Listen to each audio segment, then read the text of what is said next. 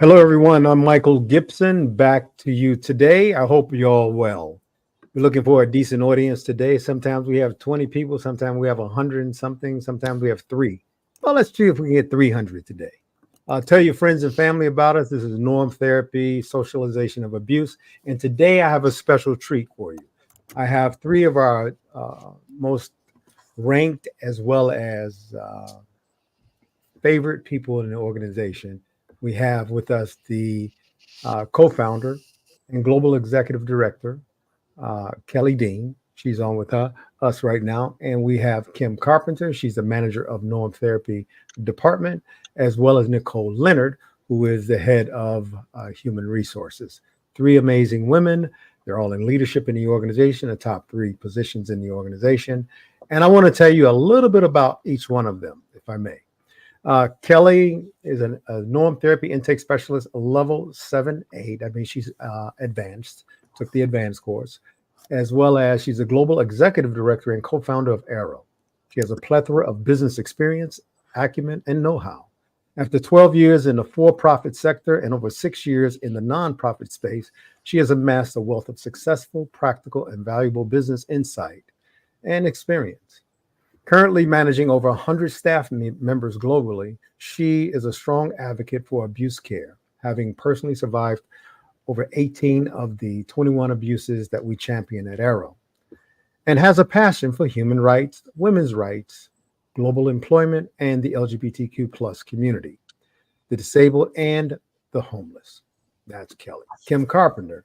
She's SHRM-CP qualified. She's also an NTIS Level 7 advanced and Norm therapist. She's also the manager of the Norm Therapy Department.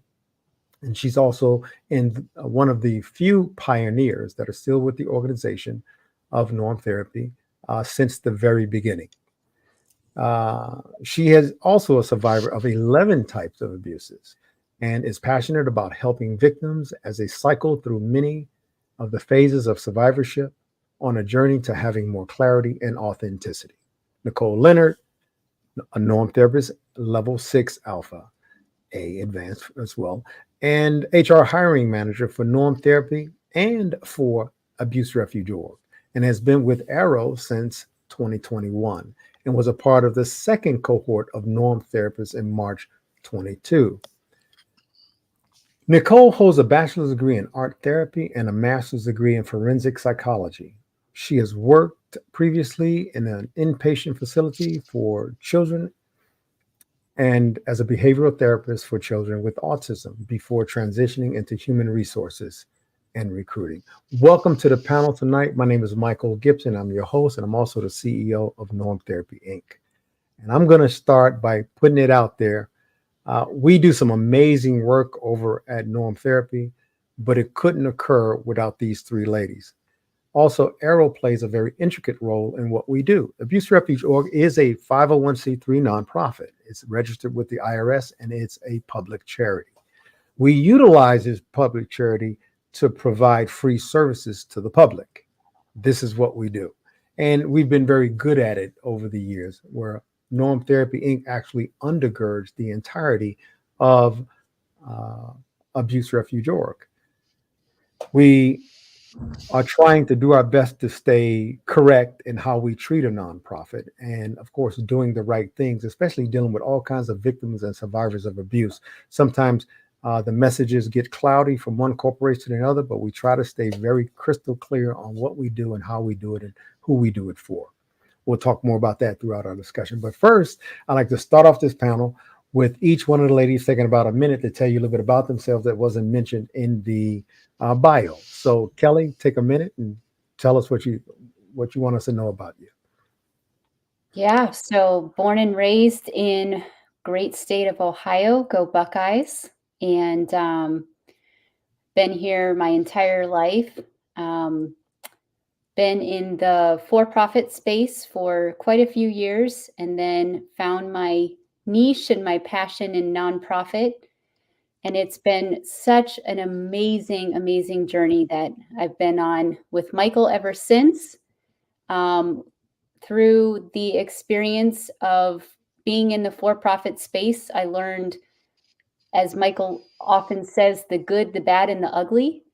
And I learned so much from the different experiences I had in corporate America, small, medium businesses, and throughout my time in that space, kind of took all of those lessons learned and applied the good things into what we've built here at Arrow. And we are a empathetic, charismatic culture where we really do care deeply for our team members.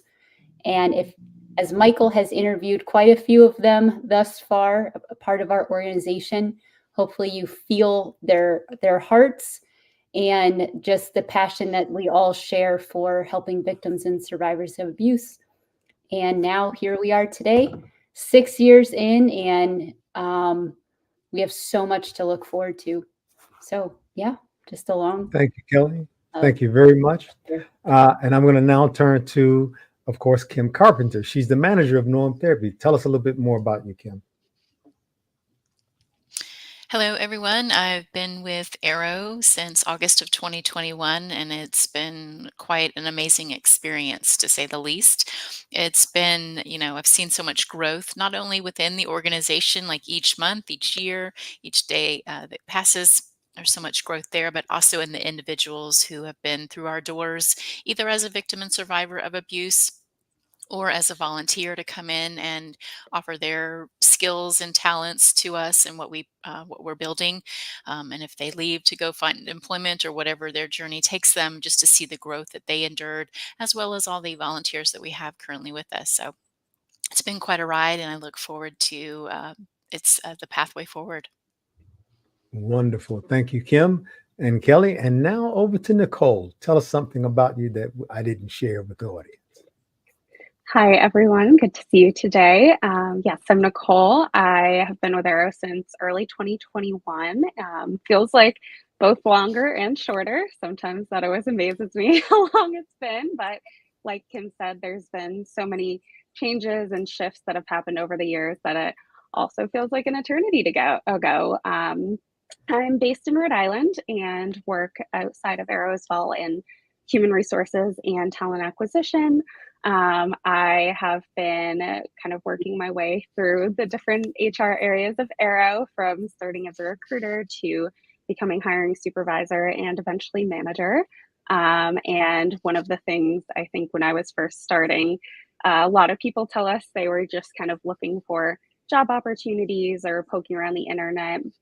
And similarly, I found Arrow while I was job hunting, and I probably thought at the time it would be a short-term thing. I would get some experience and move on to the next, but ultimately I love what we do here, and that's what's kept me here. So excited to be here today.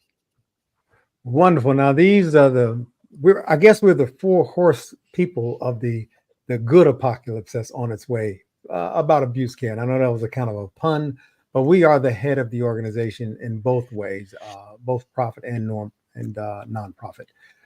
Now, I just want to throw this out there. What kind of good work are we doing right now, Kim? Can you just share with the audience what kind of good work we're doing?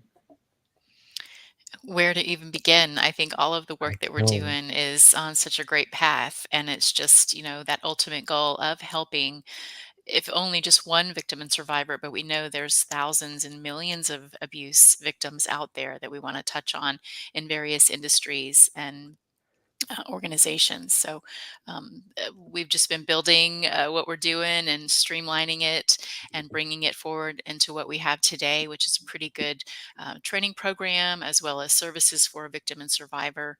And then all of on the back side of things, all of the policies and procedures that we put into place to build the organization, it's all coming together nicely. I think so. I really do. I believe that what we've done, like right now, I have two major initiatives going on out of my office, and it's of course the Norm Therapy textbook is a tremendous undertaking. I'm on like page 60 of that. I'll probably get about 150 pages and then print it and act like it's really something. But also suicide. Suicide is something that we're championing as one of our biggest issues right now. And we know that abuse is the gateway to suicide. So, Nicole, tell us over at the HR department, what kind of people do you have coming through now? And taking a look and kicking the tires with the organizations? Yeah, we get a very vast array of applicants from all corners of the world, all industries, all experience levels. And I think one thing that is a core component of most of our volunteers is their empathy and compassion that they have for our mission. And that's really the number one thing that we look for, even before any official skills, is yes, it's helpful to have the skills that the job needs, but you can always learn skills. You can't always learn having that level of empathy and being compassionate for people who are going through the hardest times of their lives. And so we've been able to bring in a really wonderful array of talent, even being a volunteer organization where people are very, very skilled in their fields and willing to donate a small chunk of their time every week to Arrow and to all that we do here. And that's part of really the amazing part of our volunteer population.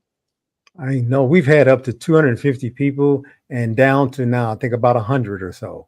That's really remarkable for a nonprofit to have those many people come through. And then we train them on top of it. And normally when they leave our organization, they go out and get better jobs than they've ever had in their lives. So that's a good thing. Now, this entire endeavor of Abuse Refuge Org started with Kelly Dehn. A lot of people don't know the backstory. I just began some conversations with her some time ago before we even put it in ink and paper, about norm therapy and Arrow. And tell us about that experience, Kelly. Yeah, so I was kind of still in the throes of the for-profit space and really looking for just a new direction to go, but not having any clue it was going to be in nonprofit. It's where I should have been all along, but you know, I guess you can say God has a mysterious way of working. But I wouldn't take any part of that back because out of, again, like I mentioned before, all the experiences in for-profit, you come to see sort of all of the elements that make organizations work well together and those where they can fall apart. So I think Michael and I coming together, again, funny enough, well, not funny, it's tragic, but it was during my darkest hour that Michael was like, hey, let's start a nonprofit together. And, I was like, are you crazy? How's that going to work? And he was like, Kelly, we're going to make this work. And we did. Michael has been an incredible mentor to me, guided me every step of the way. I mean, it's just remarkable when people have a passion and share in the same interest to do good for the world, that you get to see so many things that you kind of don't get to experience, I would say, in for-profit. Whether your interest is you're a cancer survivor and then you go into nonprofit helping other cancer survivors, or whatever the passion is that you have. Anybody who's watching this now who's like never done volunteer work, or maybe you've just gone to the food bank or done something like that, there are hundreds, thousands, millions of organizations out there that can benefit from a few hours of volunteership a week. So I would definitely encourage everyone to participate in that. It's life-changing. It makes you feel good. And it actually makes you feel better than probably even the recipient that's receiving the work that you're doing. Volunteer work is probably one of the most beautiful things I've ever been able to be a part of. And we're attracting like-minded people. So there you go. I mean, Kelly, I think your story is profound. I mean, you suffered 18 of the 21 abuses we champion, and I counted them. And you were able to, like a bowling ball, just knock them down one after the other. What people don't always know is that where there's one abuse, there will always be a second and third abuse, and maybe even a fourth, fifth, or sixth abuse, because we're so myopic when we're being abused. I have a saying that I always say, that it's hard being objective when you're the one on the ground being kicked in the mouth. So you don't really see the other abuses, but that's okay. I mean, you really have championed yourself. I watched you grow over a period of time, and to watch you overcome these abuses from narcissism, being narcissistically abused, I should say. And in your childhood, you lost a few of your years. We were able to get back, as well as almost being human trafficked, almost being in a myriad of other abuses. You have been very vulnerable. Tell us about any of those experiences that you endured, and then I want Kim to comment on it if she could. Yeah, I would say the most important takeaway lesson that I learned from you in the midst of going through norm therapy was just how distorted and dysfunctional my normal was. When you're little, you're obviously impressionable by the people that you spend the most time with, whether that's parents, guardians, whoever that is, school system, religion, doesn't matter. All of that plays a huge factor in how you turn out as an adult. And I think what happened to me specifically was because I wasn't maybe perhaps asked the right questions during my experience of counseling, I actually started to believe my own lies even further and further. And I would say that, from being raped to every type of abuse you can imagine, religious abuse, medical abuse, all of these different things, I would ask myself questions like, this doesn't feel right. And, but maybe there's just something wrong with me.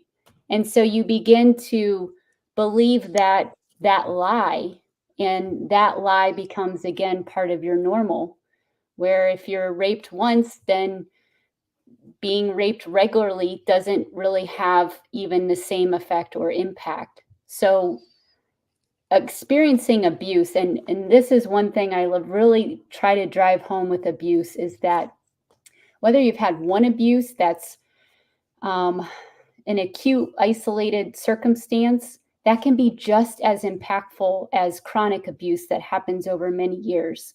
And it's not oh, hey, look at me, I experienced 18 and you experienced 5, so it's not as severe. That's a total lie. The reality is abuse is abuse. And no matter how big or how small, it all affects us.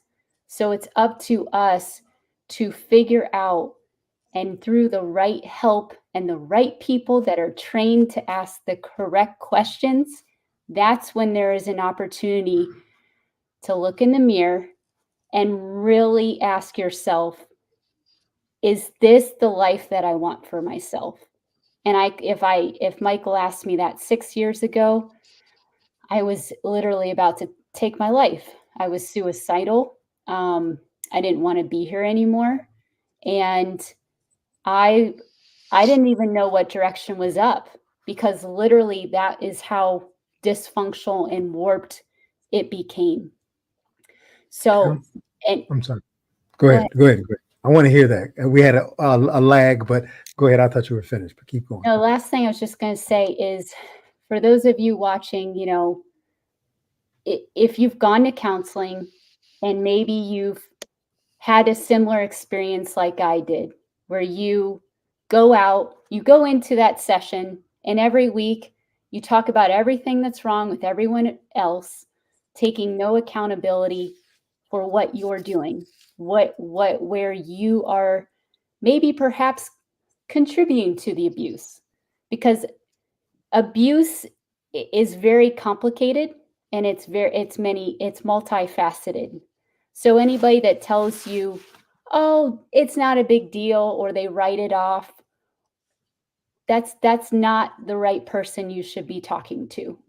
And that's where I just want to say lastly, I promise, is that with norm therapy, we are challenging the norm. We are challenging what you are believing about yourself. We are challenging you to think past, let's talk about what's going on in your life and what you're suffering with. Let's talk about the hard reality of what's causing you pain, and causing you to suffer. And then from there, all things are possible. And as you know, I Absolutely. can talk about this all day. So let me Absolutely. pass the mic back to you, Michael. Thank you, Kelly. I really appreciate that. Now, Kim, you're the manager of norm therapy department. You're probably one of the most learned people in the organization about norm therapy. And you write the doctrine. We all assist, of course, but you write the doctrine, the program, the training, everything. You've gotten it down to a pretty concise science. Tell me your opinion of what Kelly just said and how we help people in those same predicaments, if you could. She touched on it, when she mentioned, people start that thinking process of wanting better for themselves. They're being abused, they're in that situation. How do they pull themselves out? And that's where Arrow and Norm Therapy step in with that hand up, as we always say, in through our services and through our programs. And it's those sessions with victims and survivors that we have, it's not what we always say, not our normal, but their normal. So we're helping them find what that normal is to be able to get themselves to that place of accepting it, living it, breathing it, existing in it, and turning that around for themselves to better themselves and better their lives and their circumstances and their situation that's around them. And I think that has that cyclical effect when we're in with victims and survivors and we see them progressing and bettering themselves. It kind of interns with us as well, that we have that growth as well, and we see it personally and professionally. So it kind of is for the betterment of everyone that's in those sessions, but just to have, that victim and survivor to offer them other perspectives, because a lot of times we see victims and survivors have those blinders on, and they can't see what's going on. They don't know. They just see the path in front of them. They don't know that they could turn here and go this way and go that way, and all of these other ways that they could do things, and not necessarily what's in front of them. So I think that's the biggest thing Absolutely. that we can offer too within our sessions. Yeah. Absolutely, Kim. Great points. Now, as a forensic psychologist, Nicole, tell me your take on the other disciplines of therapy, which, of course, you are akin as well as professional, quite professional at.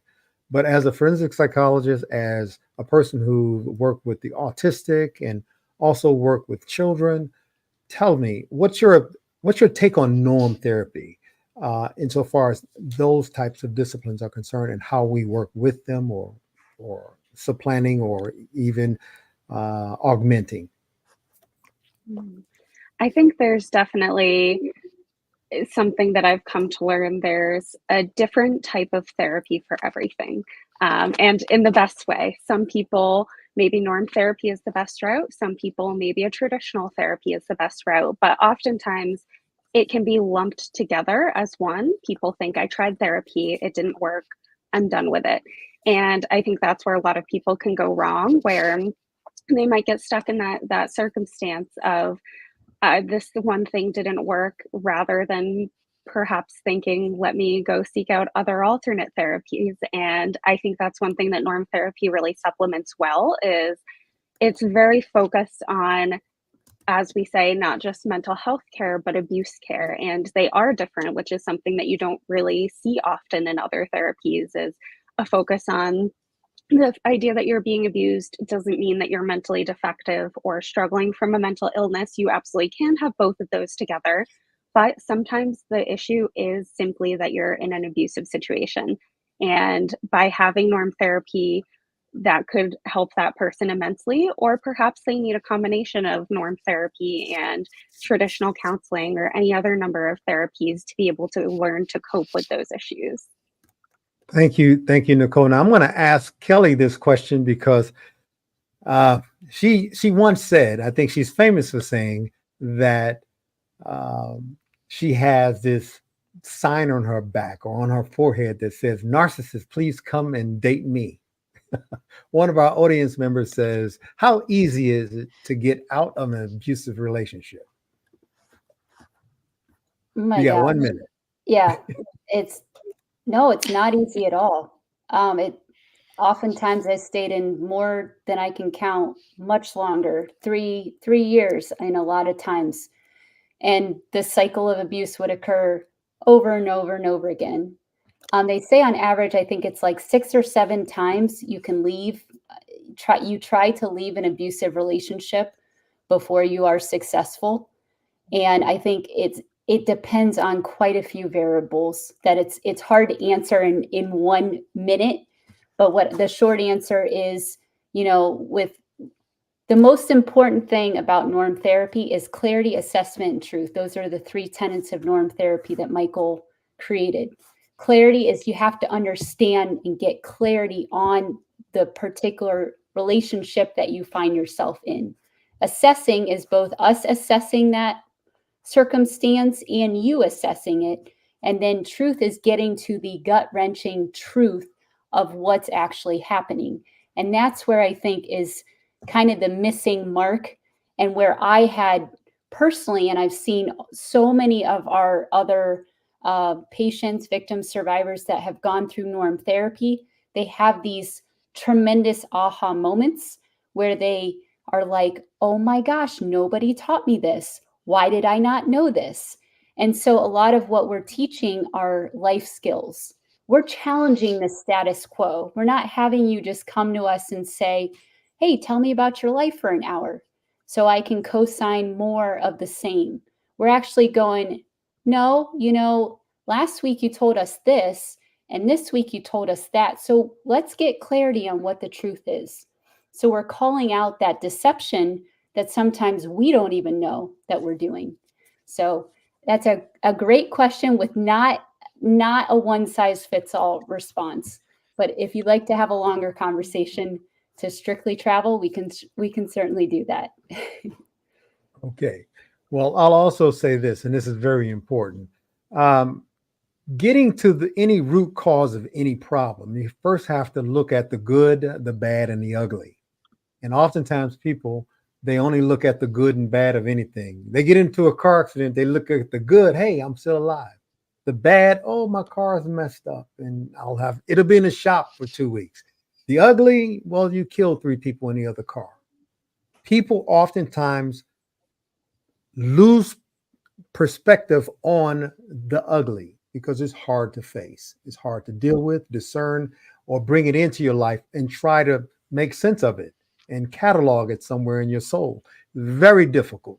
And Nicole will tell you, I've watched her deal with all kinds of people coming into our organization, and we've had every kind of personality.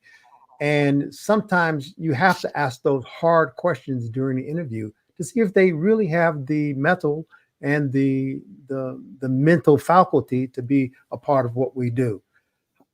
How does that affect you, Nicole, when you're dealing with the populations that come through our offices, as well as sometimes meeting and counseling the victims and survivors? How do you catalog that and keep it all from breaking your brain? We do have a very, I would say,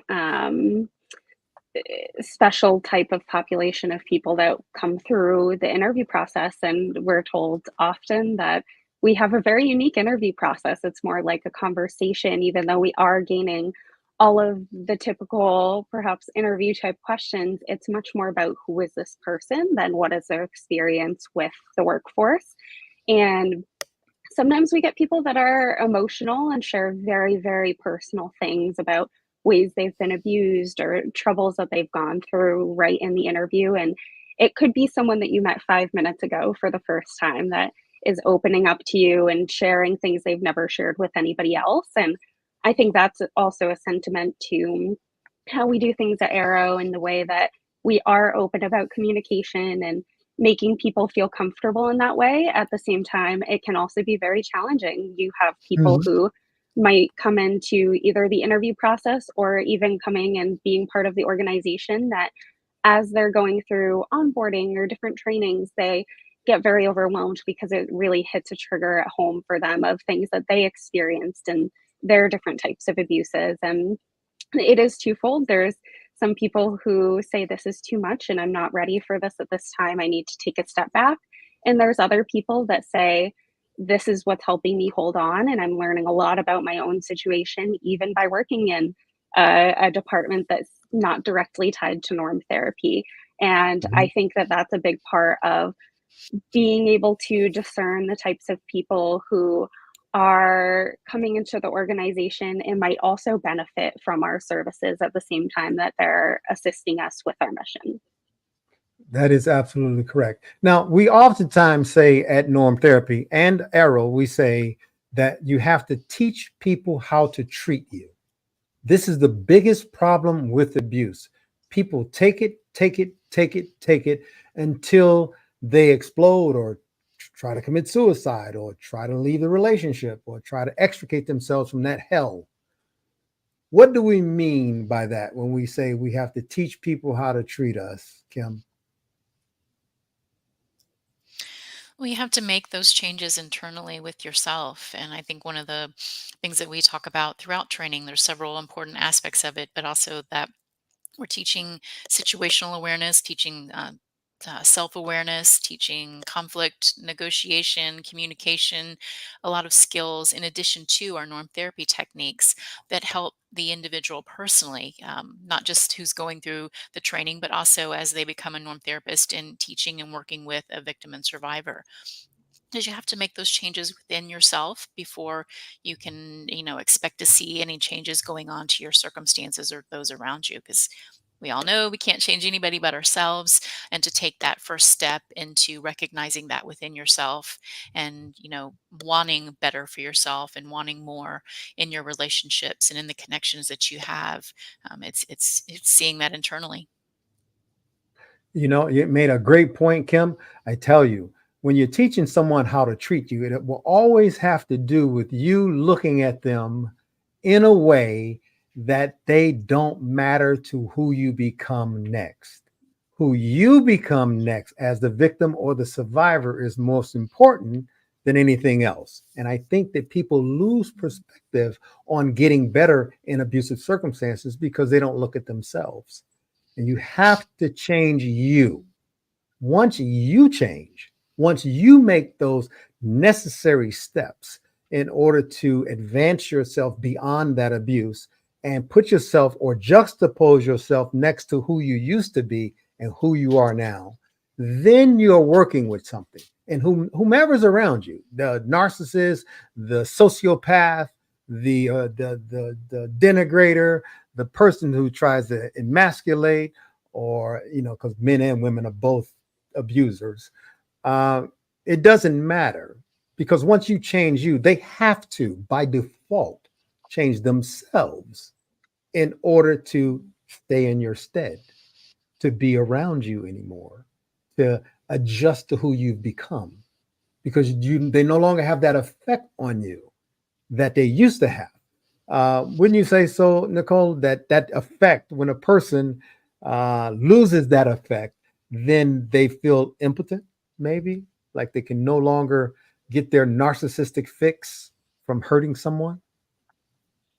Absolutely. And that's oftentimes the point where people are able to break away a little bit more as you start making those changes within yourself. They no longer have that level of control over you, and it loosens the strains a little bit to the point where you're finally able to step away and see the situation for what it is.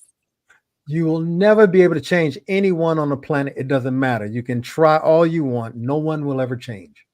The only person that has to change is you. And that will by default force changes in others. That's just how it works. But anyway, I want to go back to Kelly and her story.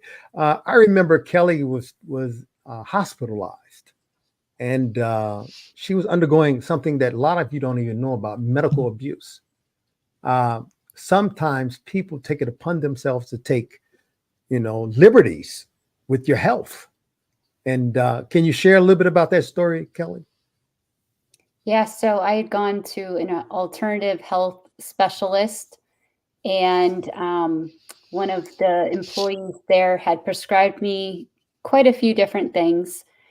And during that time, I just took everything that was suggested without realizing kind of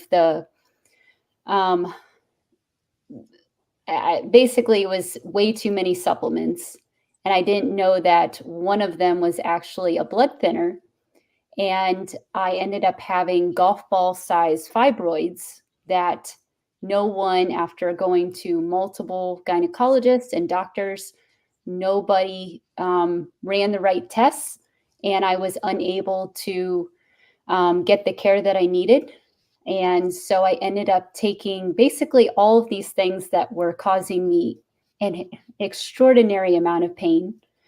And then one day, I ended up, an abuser gave me an overdose of, I don't even know what he gave me, but it was a concoction that almost killed me. And it knocked me out for an entire weekend. And then I ended up having a seizure during that. And from there, I had to be taken to the emergency room, and they had to do emergency surgery to remove the fibroids. But came to learn that if they had operated at that time, I actually would, kind of graphic, but I have no problem sharing, I would have bled out basically on the emergency room table. And thank goodness the doctor at the time did her research, and she was like, did you know that this is a blood thinner and this is a blood thinner? And there's no way we can operate. She had to do like her medical research to even figure out what I was prescribed. And I will admit, I was completely naive. I should have done my research. I should not have been so trusting of both my alternative health doc and then mixing, my gyno in the mix of all of that. But I will tell you that not being taken seriously during that time and being told, oh, just take some Advil and you'll get better. I was like, I'm literally keeled over. I can't walk. Like, come on, people. This is not go take an Advil and lay down and feel better. And what I've come to learn, all you got to do is go on TikTok, and a lot of women are now talking about this, is how the symptoms that you experience, you're almost in a sense gaslit by your own doctors, where they just don't take you seriously and they tell you you're crazy, or they tell you that your symptoms are not real, or they give you subpar advice where they say take an Advil and go lay down. And that's I'm sorry, that's ludicrous. In our medical system, we do need to be taken seriously, both men and women. And we need to, and no disrespect to any doctors out there, but if your patient is experiencing really abnormal symptoms, we need to do a better job of not dismissing that and looking to how we can help the patient in the ways, whether it's more scans, whether it's taking them off medication, looking at their whole history, whatever that is. So. Okay. Now, I understand. I just for the economy of time, I want to get to a couple of cases, real world cases. We've had some pretty awful cases in our history of treating patients. And one of them that comes to mind right now is we just had a couple, they both met in prison, as a matter of fact. They had a very tragic past. Both of them had spent most of their lives in prison, and they started pen paling, and the next thing you know, they're both out of prison system after spending most of their lives in the prison system, and they're meeting, and they're leaving other situations alone to get together. And it was probably one of the most volatile patients or group that I was involved in, and that our organization decided to take in. And we actually did most of the interviews, the sessions online on YouTube. We did 20 interviews with the husband, 20 with the wife, and 3 together. It was truly something. It was amazing that that we were able to coordinate this. But I'll tell you a little bit about it. If you ever want to know to what extent or to what limits you actually have, try doing what this couple did. They went beyond it. They went beyond their limits, way beyond. And they somehow or another begin to understand their pathologies and how they affect one another through norm therapy. There's a man who spent most of his adult life in prison, having to be right about everything. Because if he weren't that person while in prison, he would have probably been dealt with in a different way. But because he was always on point. He had to maintain that into his relationship with his wife. And sometimes that sets up for a terrible relationship, because what you're doing when you have to survive, you shouldn't have to do while you're actually living. Living and surviving are two different things, and people don't often know the difference. Likewise, his wife, a wonderful lady, heart in the right place, but just as big of a criminal, if you would say about her, but she knew better. And she started to, and I always tell people, once you know better, you do better. It's that simple. And she started to really do better. And the volatility between the two was epic. And I'd like for Kim to give us her expert as the manager of norm therapy worldwide and soon to be the directorate of norm therapy. I want her to give her opinion of that relationship and what occurred during those 43 sessions. It was an interesting experience between interviewing not only them individually, but then you did bring them together for a few of those last sessions as well, just to hear from them together. Because it was, they each saw some personal growth, but they also each had those setbacks where they, started pressing the buttons of the other person and triggering and setting off all these circumstances. There was a couple of episodes there, the police were called and different, for domestic incidents and different things. So it was very back and forth, During the up and session, down. I remember that. During the session. Yeah, exactly. It was quite a ride to witness it, but in the end, you could tell that each of them, they still have a long way to go, but they were each, taking in what they had learned and applying it to themselves and trying to do better because they both wanted that for themselves and as a couple as well. So there's still, growth to be achieved with them both, but I think they're definitely on the right path to, working on themselves and continuing to work on their relationship. I think that was a very good call, though. That relationship, the most volatile thing I think that happened between them, at least without our being able to, our organization being able to actually see it.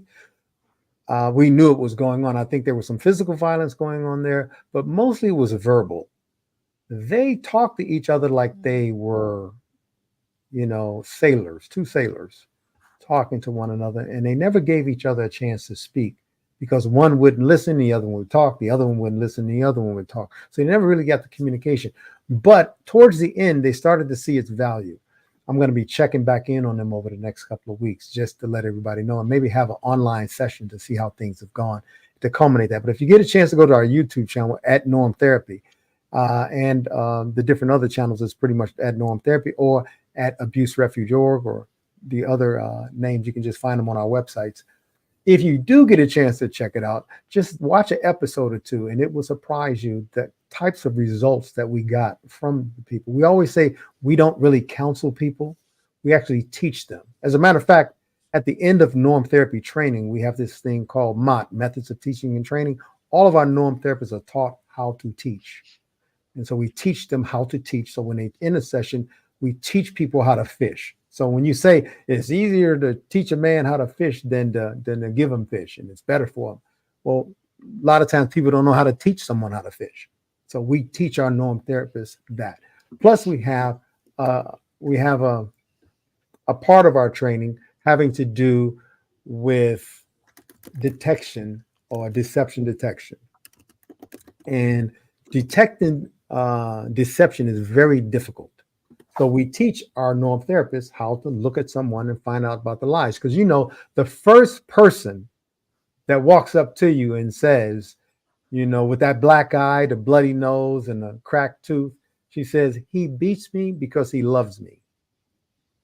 And she's lying not only to herself, but she's also lying to everyone else. So we have to have skill sets within the norm therapists in order to detect those lies and root out those truths.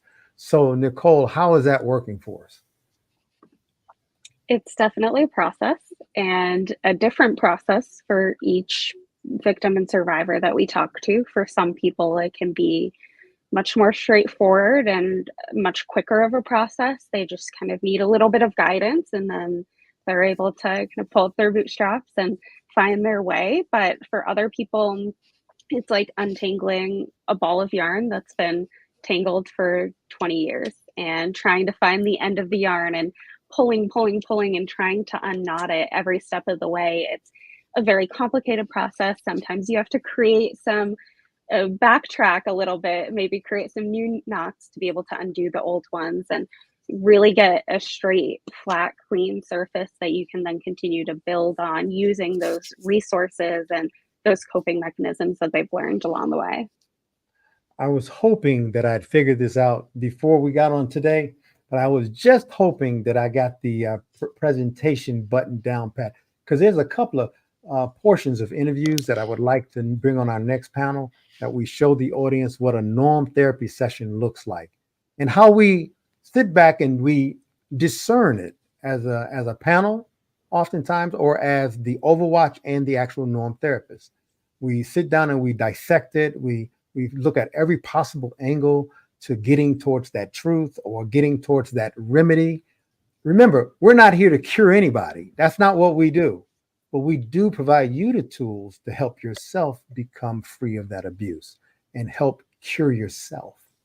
And oftentimes what we find is when people have been abused, once they've been abused, they're looking for remedy everywhere, and they'll try just about anything, but they can't always articulate abuse. We all see it everywhere. We see abuse. We see the guy in the park grabbing his little girl, shaking her, and we know it's abuse, but we don't know what to do about it or say about it or how to help him help her instead of hurt her. Yeah. Or we see a wife when a husband is talking and she just overtalks him and puts him in his place in front of the whole room and emasculate him. But we see it, but we don't understand how to combat it and work with it. At Norm Therapy, we have techniques for all of this, that we help people to navigate their lives and operate better with others, especially those who think they are in power.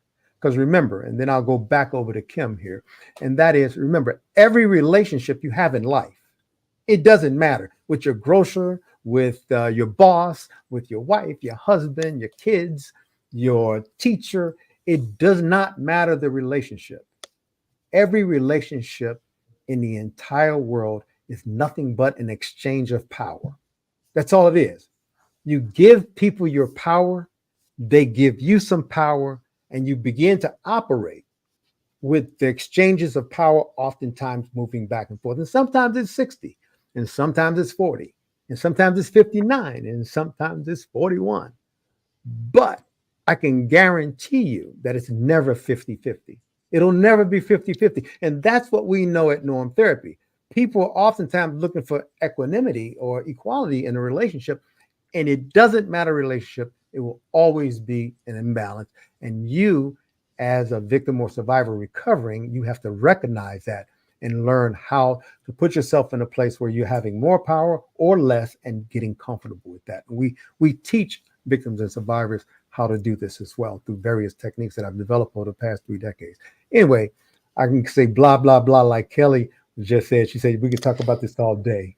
But, when you get on your soapbox and you really have something to say, it's always a good thing to have something to say that can help people. So Kim, tell me something. Where are we going at Norm Therapy? Because we're already at 12 minutes to the hour. Where are we going with Norm Therapy?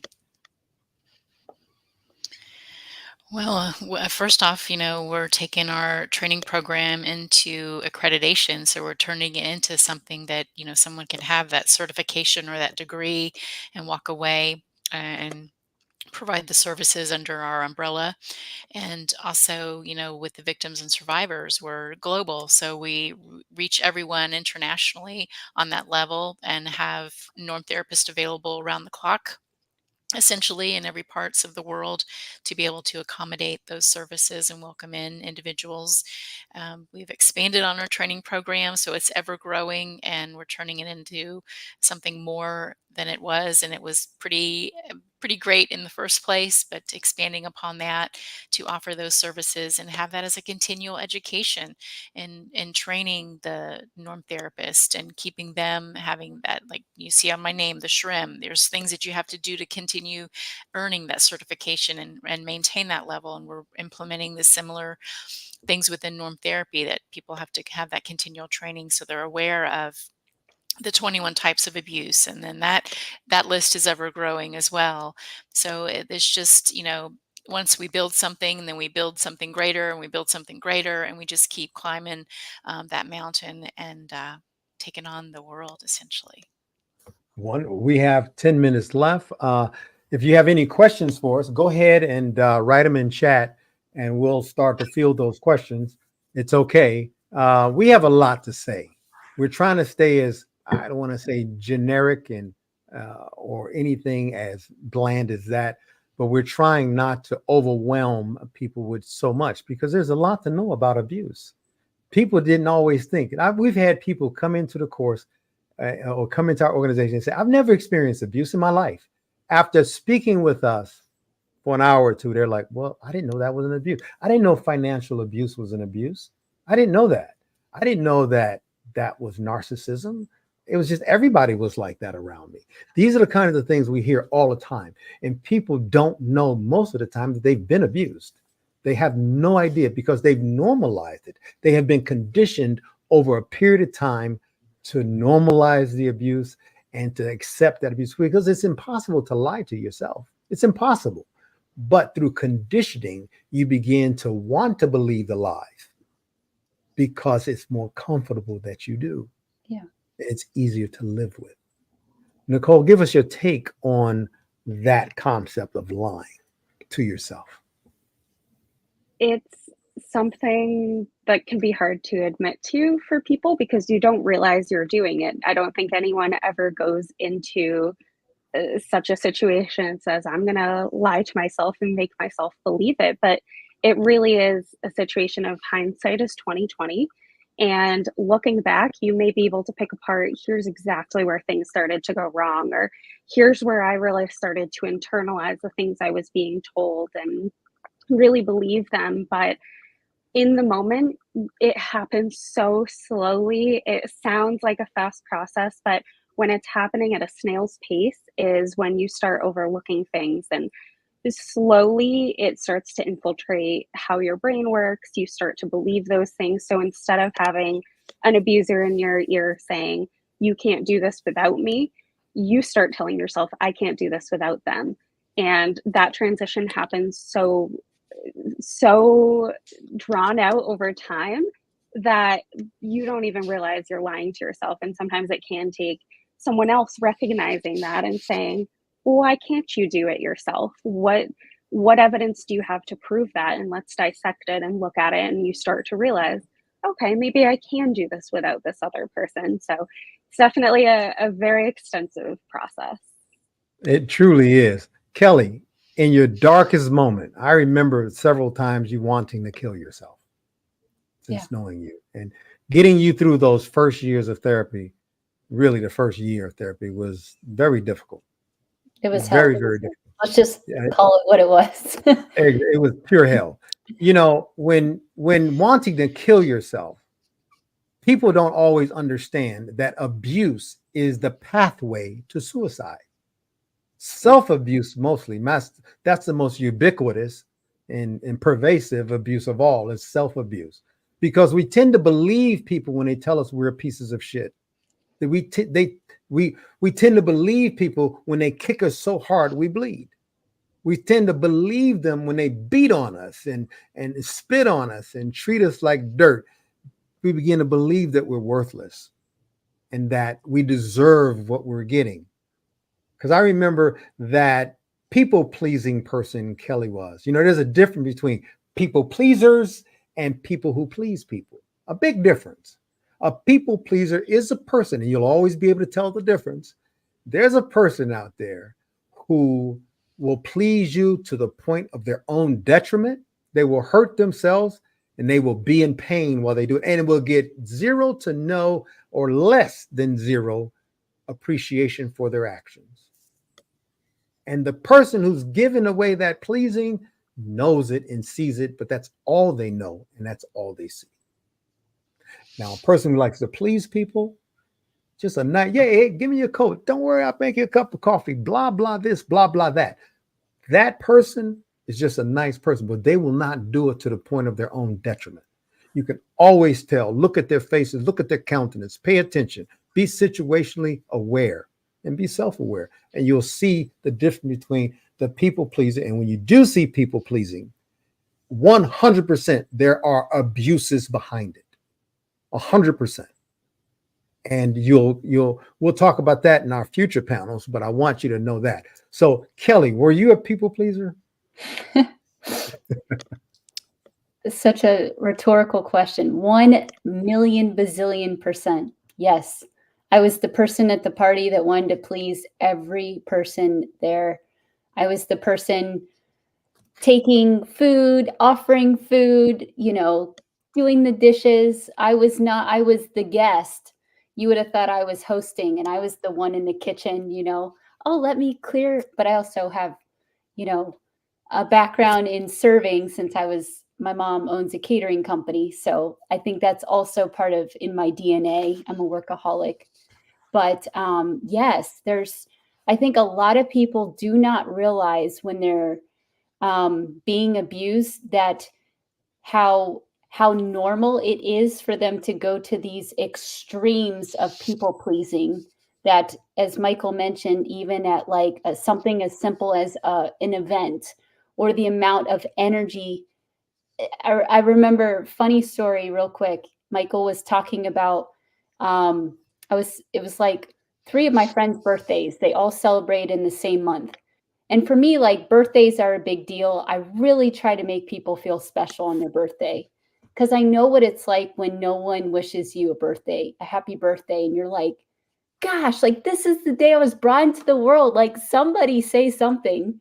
So I always have been that person. Like, I want people to really feel like they're seen and heard. And for birthdays, I like to make homemade gifts, and I put a lot of, time and energy into them. But when it gets to a point where the person maybe doesn't even acknowledge and say thank you, or it reaches the point where you're like, wow, I put so much effort into this, and not that you expect a return on investment, nothing like that. But it's like, if you're doing this for the wrong people that don't appreciate that kind of effort involved, you need to like step back and take inventory. And that was actually something Michael really helped me, and he's helped a lot of people is sort of kind of look at all of that and reevaluate, like, where the amount of energy spent, is it yielding, is it reciprocal in nature, I guess you could say. Guys, we can talk forever. We have 2 minutes left. I wish sometimes on this platform we can stay 2-3 hours, believe it or not. I see people do it. I've been invited on different platforms, and we're going to have to do a marathon day one day where we just get on and invite several people from the other, and some patients, a few patients. We invite them on, talk about their experiences, let people see and hear firsthand what they went through. I mean, I remember Kelly looked like the Hallmark girl with a bow and a ribbon, but yet she was dead inside.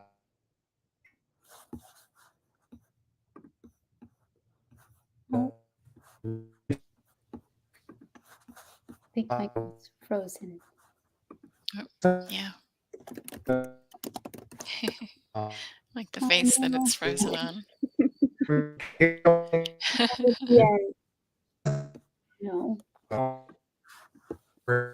Sounds like a piano. it does. It does, right? Trying to come back. Yeah. Let me just read off this, because I want you to get this information, everyone out there.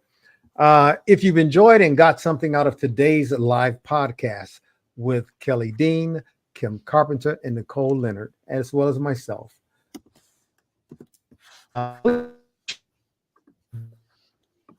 Oh no. benefit from this message, please go to goarrow.org and normtherapy.com and explore our opportunities and seek help for yourself or someone needing our services. If you're interested in applying to participate in our live sessions as a guest, victim, or survivor, email us at contact@normtherapy.com. Thank you for joining us, and we can't wait to see you again on Sunday, July 7th at 12 p.m. Eastern Standard Time. Well, I will be interviewing another panel of guests, Amanda Hildreth. She's the editorial manager for Norm Therapy and Arrow, and she's also one of my favorite people at the organization, and Sarah Sudal, who's a content proofreader at Arrow, an amazingly smart lady. I think we'll have a good time there. It was a pleasure having all of you here today. We had quite a few people show up. If you have any questions, you can always reach out to the contact box. And if you're interested in becoming a Norm therapist, as we're finished funding as we speak now, as we finish with our global funding, salaries will look good, career opportunities will look great, and we will keep it within a budget that people can afford. The training is not free and it's not easy. I'll just put it that way. I think once you see the curriculum, you'll go, okay, these people are dead serious. And it's a very massive curriculum. And thanks to Kim and Kelly and Nicole and our other International Advisory Board members, we've been able to fashion a great program for people, and it works around the world. We're on 6 continents right now, except for Antarctica, but we're working on it. We get somebody up in the cold weather up there, we'll have somebody there.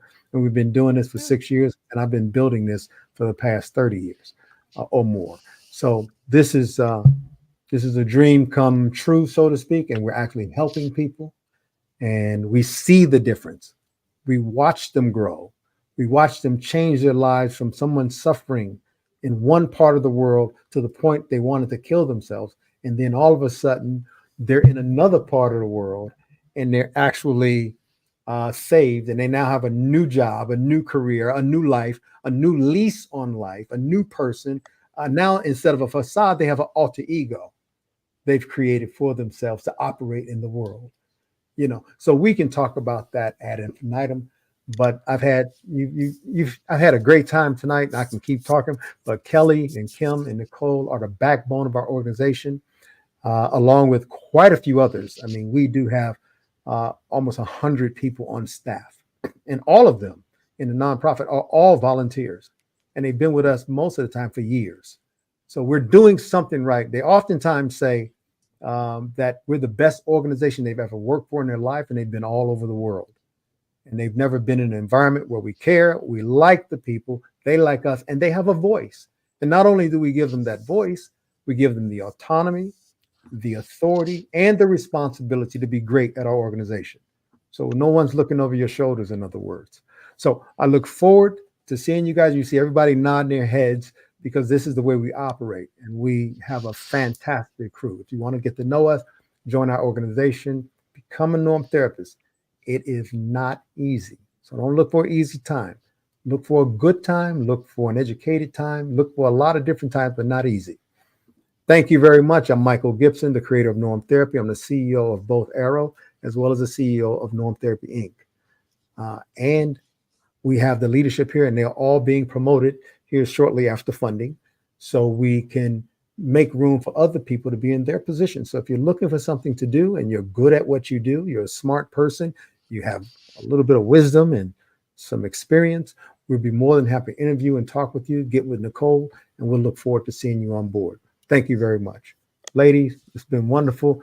Guests, thank you for showing up, and have a great day, everyone. I'm going to go ahead and end the stream. Bye-bye now. Thanks, Michael.